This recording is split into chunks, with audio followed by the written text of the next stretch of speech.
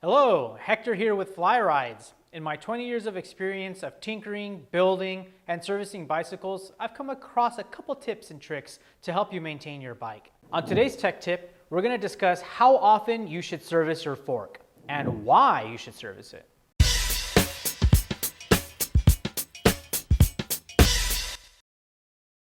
First, let's talk about why you service your fork. Your fork is a high-impact, high-performance part of your bicycle. You want to make sure it's always working optimally for your safety, and it'll extend the life of the fork. The fork is one of the most expensive parts of your bike, so you want to make sure it lasts for a while.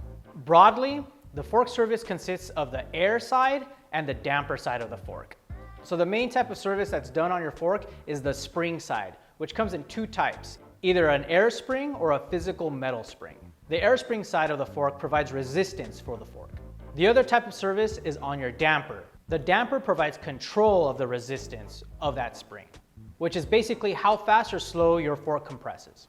Depending on the manufacturer of your fork, you may only be servicing the air spring or the coil spring side of the fork, or both the spring and the damper. Fox recommends your fork be serviced at least every 125 ride hours or at least once a year, whichever comes first. A professional Fox fork service will include inspection of the entire fork, replacing wiper seals, complete teardown and rebuild of the damper, and full rebuild of the air spring. RockShox, on the other hand, recommends a lower leg service every 50 hours of riding, which includes the air spring service, replacing foam seals and dust wipers.